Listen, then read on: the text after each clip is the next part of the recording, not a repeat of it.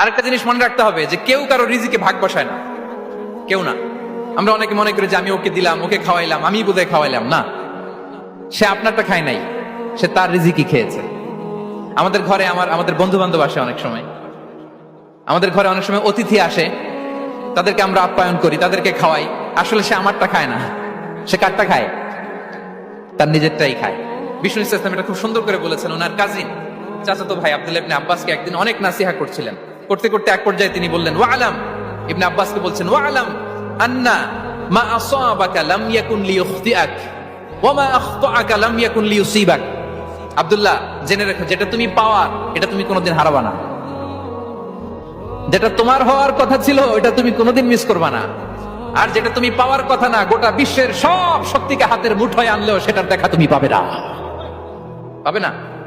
ওয়ালাম আন্নামা আসাবাকা লাম ইয়াকুন লিইখতিআক ওয়া মা আখতাআকা লাম ইয়াকুন লিইউসিবাক রুফিআতিল আকলাম ওয়া জাফফাতিস সুহুফ। আব্দুল্লাহ, রিজিক নিয়ে চিন্তিত হয়ো না, রিজিক নিয়ে পেরেশান হয়ো না।